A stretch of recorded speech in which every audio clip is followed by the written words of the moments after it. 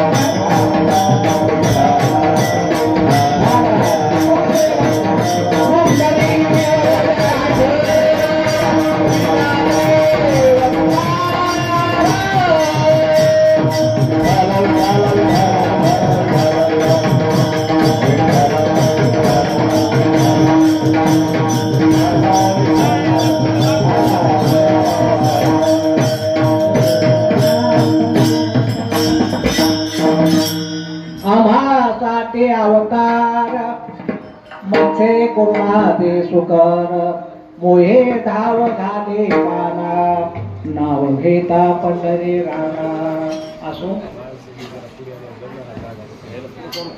समचरण सरोजम सारमिनामुदाभम जगनहित पानी मंडनम मंडनाना तरुण तुळशी माला कंजरम कंजे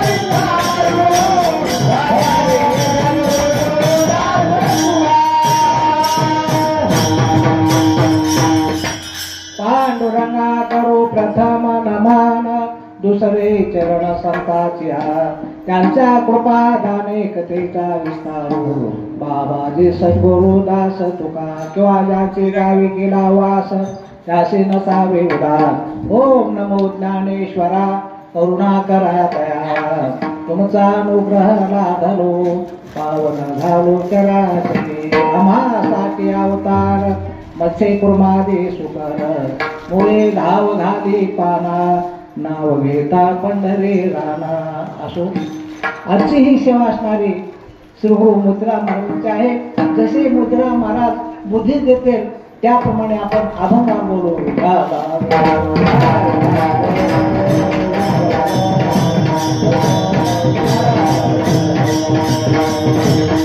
प्रस्तुत प्राप्त प्रसंगी सेवेकरता घेतलेला अभंग श्रीमंत जगद्गुरु तुकोबाराय यांचा 4-6 चरणाचा असा उत्कृष्ट अभंग आहे. या अभंगातून तुकोबाराय भगवंताच्या अवताराचं वर्णन करतात असा अभंग आहे. विठ्ठल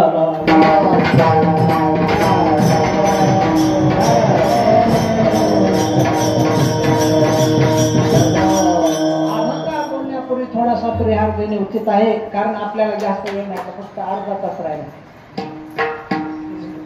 तर श्रीराम प्रभुचंद्र यांचा जन्म उत्सव या निमित्ताने अखंड हरिनाम सप्ताह तथा भागवत कथा ज्ञानेश्वरी पारायण पुन्हा हरिपाठ, गाता भजन, जागर, हे पुन्हा काकडा, अशा प्रकारे हे याप्रमाणे या सप्त्यामधले म्हणजे अखंड हरिनाम सप्ताह याला म्हणतात, की खंड नसून आहे. मग या सप्ताहामध्ये कारण बऱ्याच दिवसापासून चालत आलेला हा सप्ताह आहे आणि नियमाला फार महत्व असतं बरं. नाही तर काय काय गावाला कोण्या काय मला सप्ते मनाला आले सप्ताह असतो, पण तसं नाही. हे पूर्वीपासून बऱ्याच दिवसापासून चालत आलेला हा नियम आहे, गावकऱ्याने टिकून धरलेला आहे. खरोखर तुम्हाला कोटी कोटी धन्यवाद, कोटी कोटीपेक्षा जास्त धन्यवाद. 49 म्हणजे काय थोडी लहान गोष्ट आहे का विठ्ठल.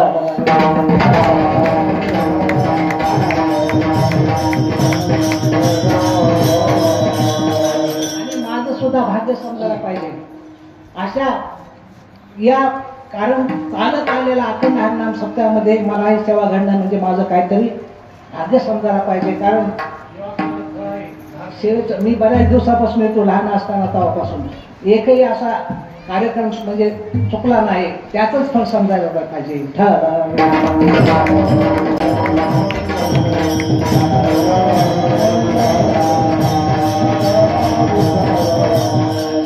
जास्त जर म्हटलं तर सुमटाण्याचे माझ्या या सुमटाण्या गावाचे माझ्या फार उपकार आहेत.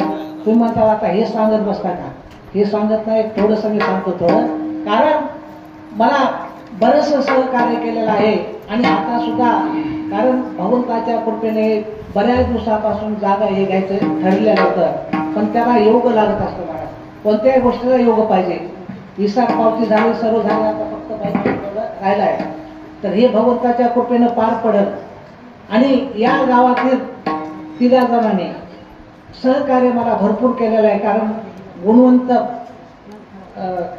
ओढलंच ना काय थांब राहू द्या सांगू दे की काय, गुणवंतराव शिवराज मुसळे यांनी 1 गुंठा जागा घेतलेली आहे. तसे सोपानराव दिगंबर कोले यांनी सुद्धा 1 गुंठा जागा घेतली आणि आमचे दामवांना मुसळे यांनी सुद्धा 1 गुंठ्याचं सहकार्य केलेलं आहे. आणि असे मिळून आपले 4 गुंठे म्हणजे 8 गुंठ्याची जागा त्या पंढरपुरामध्ये व्हायले. हे भगवंताच्या तुमच्या सर्वांच्या कृपेनं हे सर्व व्हायलंय, असे मी भगवंताला विनंती करतो.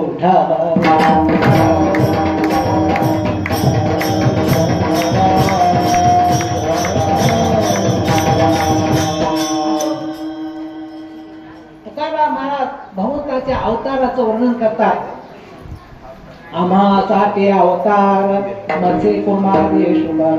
तुकोबाराय म्हणतात की भगवंत हे आमच्यासाठी अवतार घेतात. कशासाठी?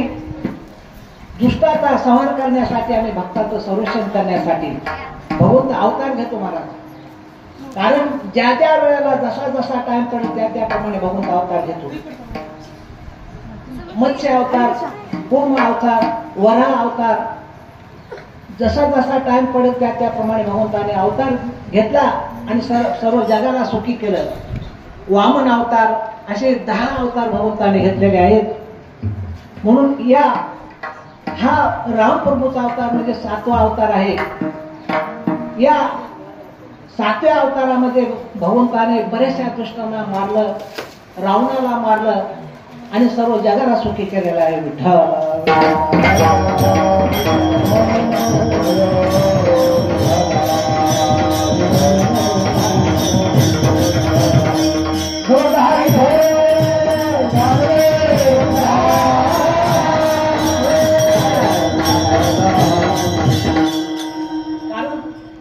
गीतेमध्ये सुद्धा म्हणतात की जसा जसा वेळ पडेल त्याप्रमाणे भगवंताने अवतार घेतलेला आहे. यदा यदा धर्मशः ग्लानिर्भवति भारत अभ्युत्थानं धर्मशः तदात्मानं सृजाम्यहं पवित्राणाय साधूनां नाशाय च दुष्कृतां धर्म संस्थापनार्थाय संभवामि युगे युगे.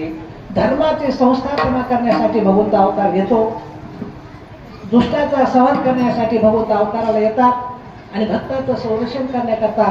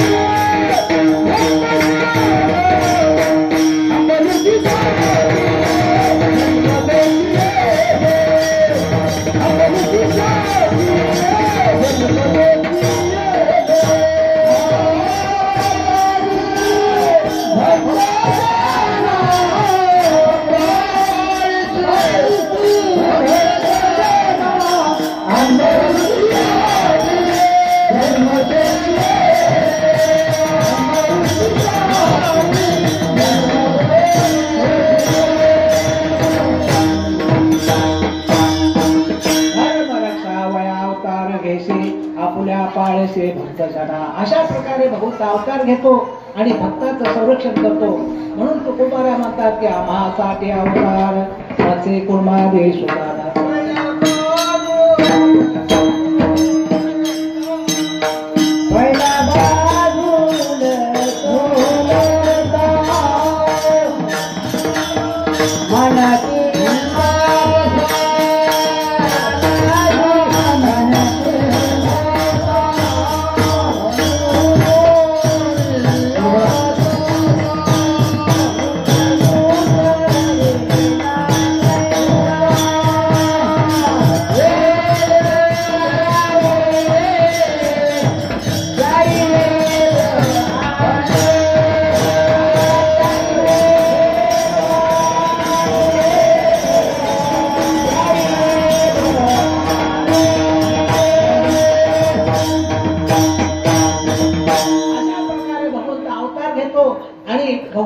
भक्तावर काय जे संकट असतं ते हात मारल्याबरोबर हाके सरसे एवढी स्तंभापुढे हात मारल्याबरोबर भगवंत धावत येत असतो. म्हणून तुकोबारा अभंगाच्या दुसऱ्या चरणामध्ये सांगतात हे धाव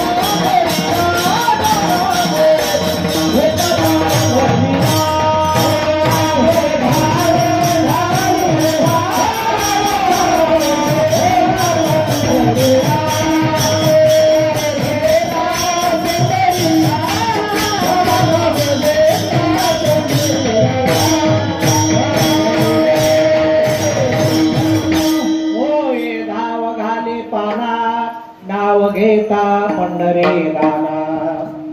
हात मारल्याबरोबर भगवंत धावत येत असतो. कारण सर्वांना माहित आहे ज्यावेळेस गजेंद्राने नकराचं युद्ध लागलं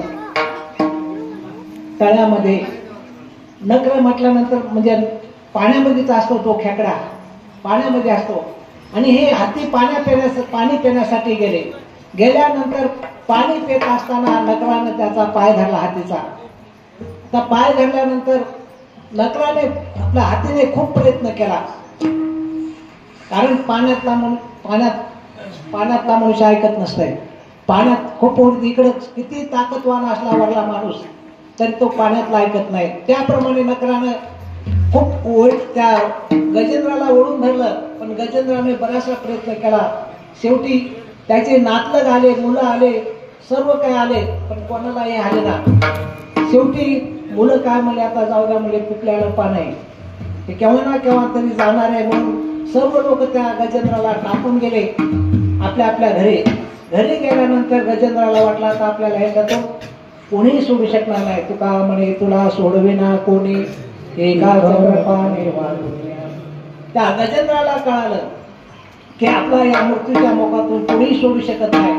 त्याने कमळाचं फुल होतं, कमळाचं फुल घेतलं आणि जो कोणी जगाचा मालक असेल त्याने मला लवकरात लवकर येऊन मला या संकटातून बाहेर काढावं अशी ते फुल सोडून दिलं आणि भगवंताची विनंती केली की लगेच हा कै लक्ष्मी ती कै गजरा भगवंत गजेंद्राचा भावा तुला तेरा विधान, गजेंद्राचा भावा तुला तेरा विधान, गजेंद्राचा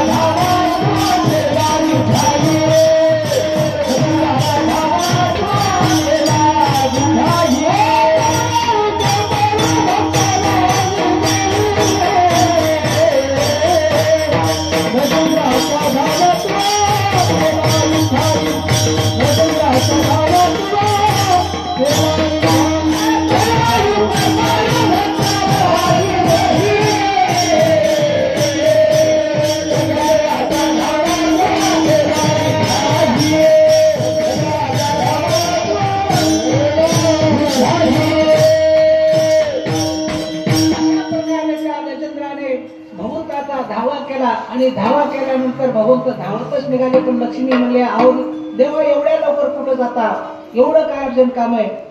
मग भगवंताला सांगायचं होतं की मला हाती असं म्हणायचं होतं, हातीला संकटातून बाहेर काढायचं होतं. पण हा लक्ष्मीपाशी आणि ती गजापाशी इतक्या वेगानं भगवंत काही इथं नव्हतं जवळ वैकुंठाहून भगवंत आले. इतक्या वेगामध्ये भगवंत आले आणि त्या गजेंद्राला त्या संकटातून बाहेर काढलं.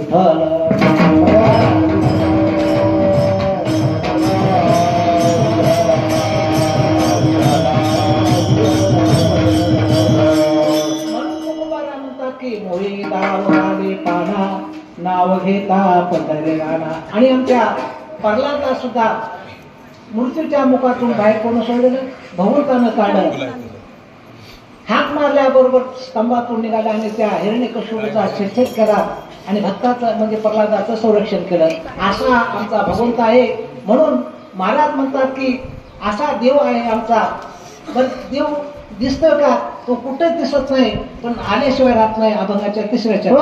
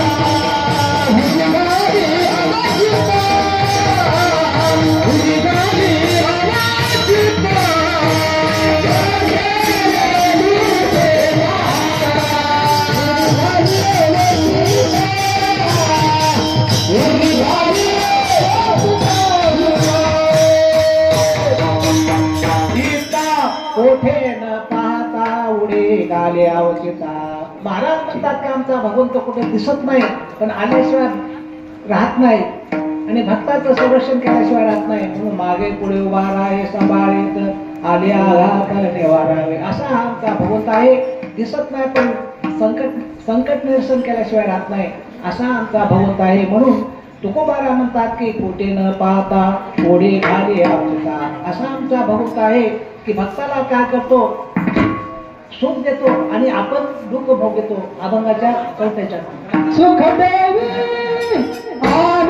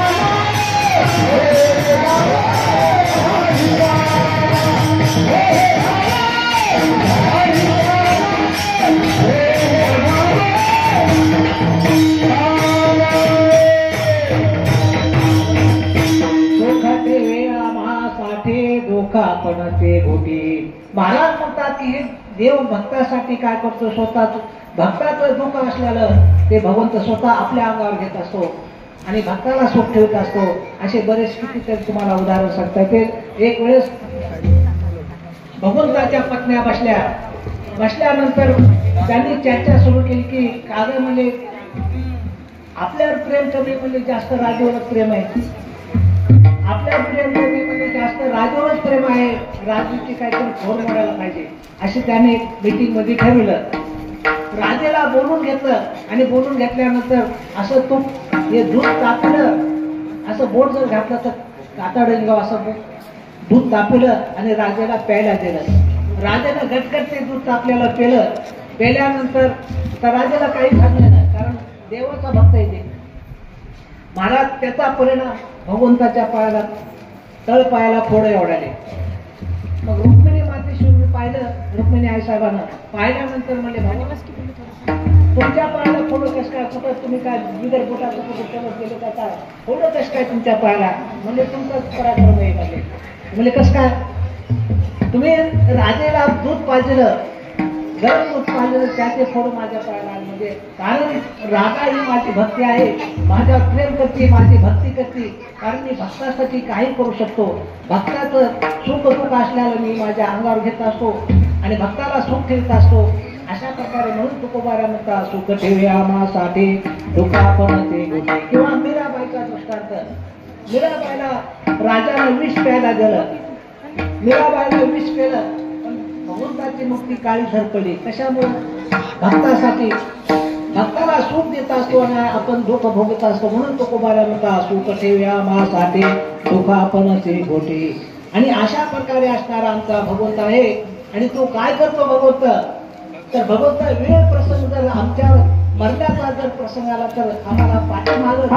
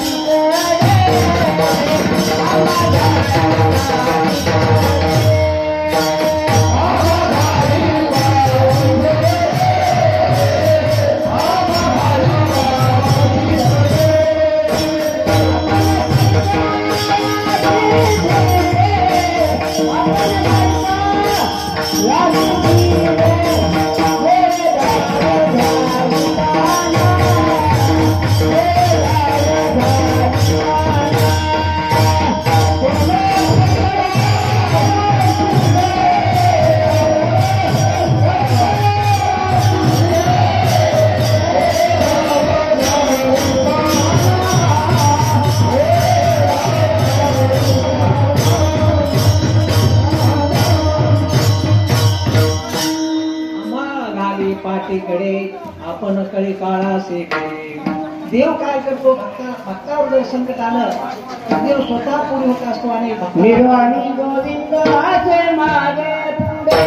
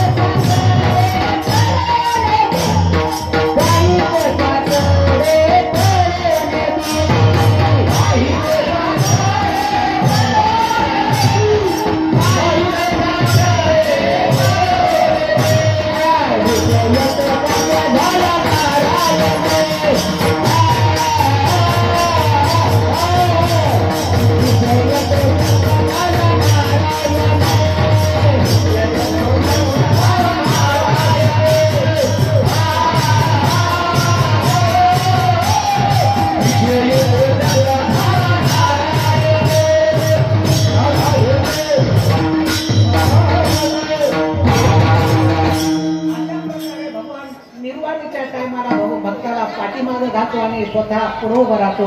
तसं त्या अर्जुनाच्या वेळेला असं झालं महाराज. युद्ध चालू असताना भगवंताने अर्जुनाचं संरक्षण केलं आणि शेवटी पूर्ण युद्ध झाल्यानंतर अर्जुनाला भगवंतानं सांगितलं, अर्जुना अगोदर तू खाली उतर. अर्जुनाला नेहमीप्रमाणे तुम्ही उतरा. देव म्हटले अरे तू अगोदर खाली उतर. लगेच अर्जुनानं उडी मारली आणि भगवंतानं उडी मारल्याबरोबरचे म्हणजे रथ पेंगला महाराज. कारण भगवंताने त्या रथामध्ये जेवढे शस्त्र आलेले होते तेवढे दडून ठेवलेले होते. असा हा भगवंत आहे. अर्जुनाला पाठीशी घातलं आणि युद्धाला म्हणजे भगवंताने त्याचं संरक्षण केलं. म्हणून महाराज म्हणतात की काय आम्हा घाले पाठीकडे आपण कळी काळाची कडे. म्हणून तुकोबाराय म्हणतात की असा हा आमचा देव आहे. कसा आहे तो कृपाळू आहे, तनवाळू आहे. आणि तुका म्हणे तो हात कृपेचा काय तुका म्हणे कृपा सिंधू आम्हा उतरे नावे मध्ये. अशा प्रकारे तुकोबाराय फार कृपाळू आहेत आणि आपल्या मागे जे जन्म म्हणून जे लागलेलं आहे त्या सुद्धा भगवंताच्या चिंतनाने ते नाहीसे होतं. म्हणून तुकोबाराय म्हणतात का असा हा आमचा देव कृपाळू आहे आणि भक्तासाठी काय करतो असे अनेक अवतार घेतो. अनंत अवतार घेशी भक्ता कारणे तनवाळू कृपाळू दिना लागे असा देव आहे. म्हणून तुकोबाराय म्हणतात मोये दाव लागे पाना नाव घेता पंढरीला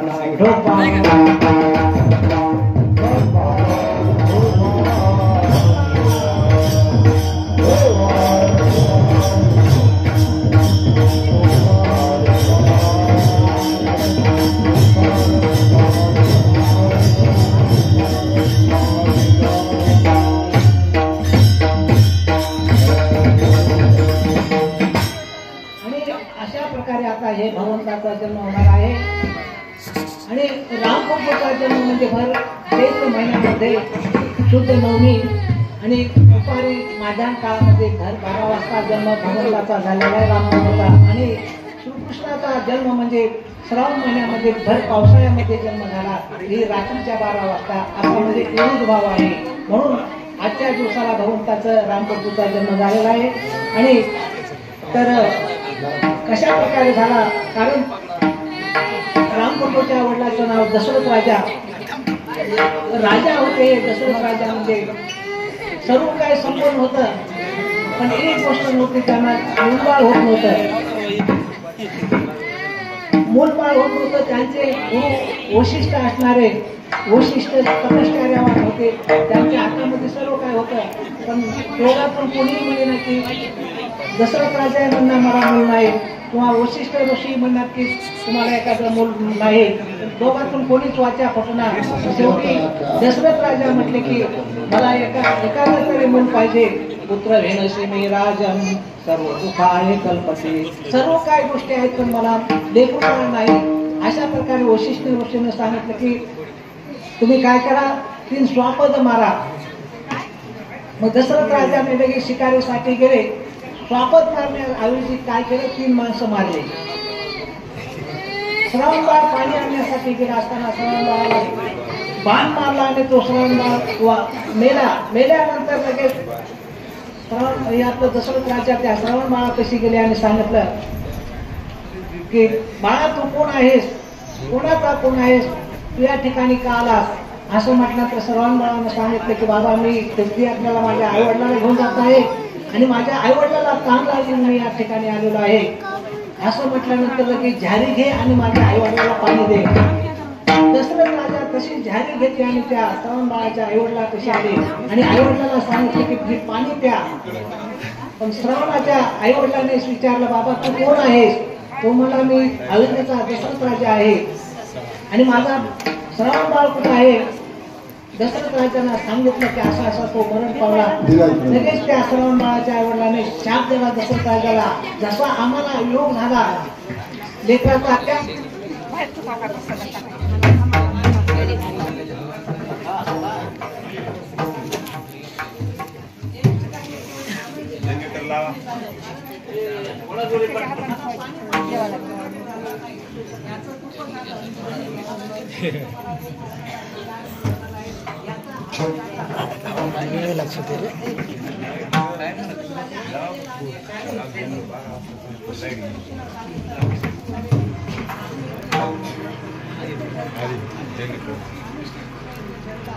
घोड़ा पड़ा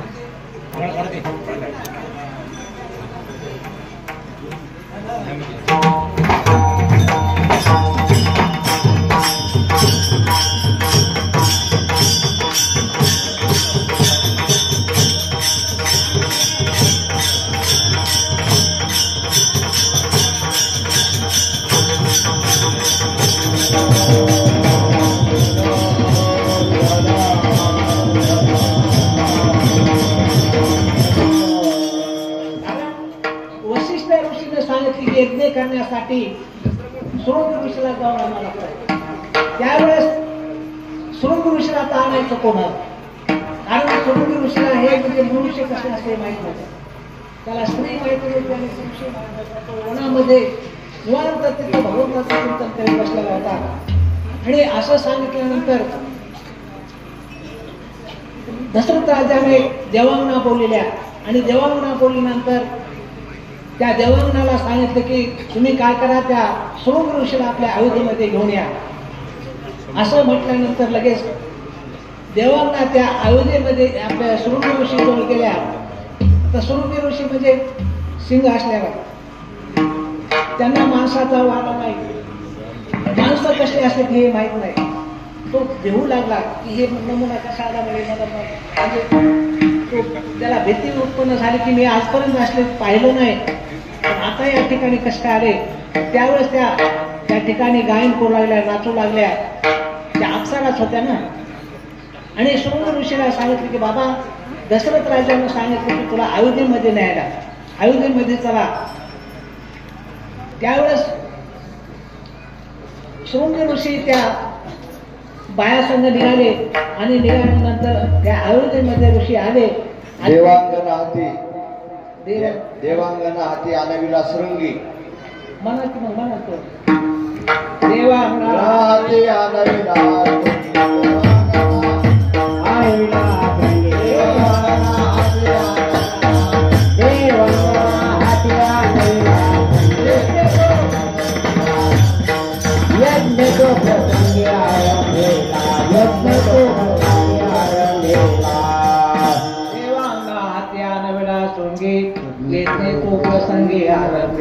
अशा प्रकारे त्या देवांगनाच्या हाती शृंगी ऋषीला आणलं आणि आणल्यानंतर त्या ठिकाणी यज्ञ सुरू केला.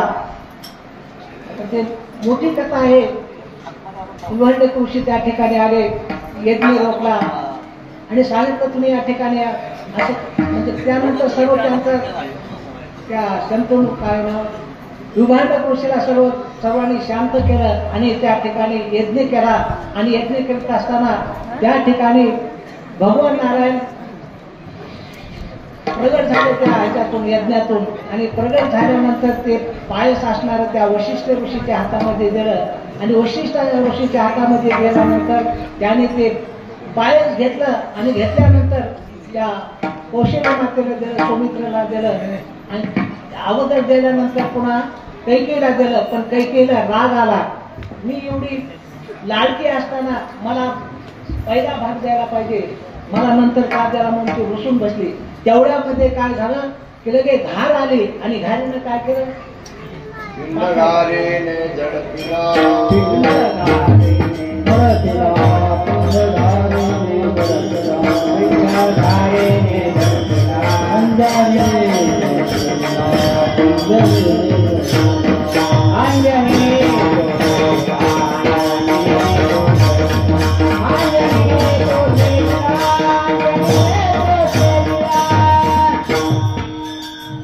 आता अभंग होईल.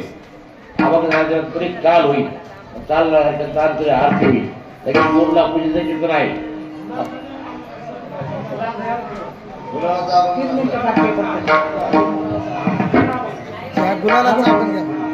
उत्तम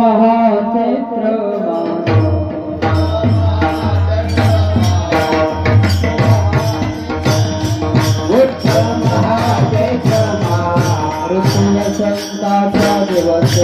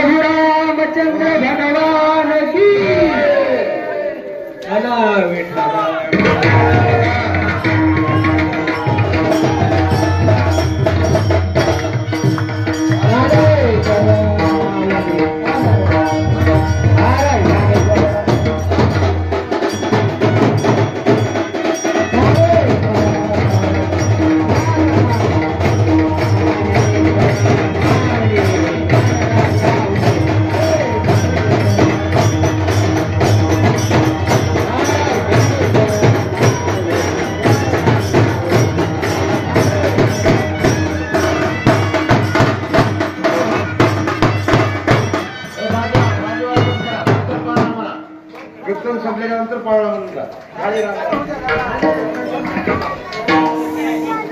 झाले राम राज्य कायले आमाते राम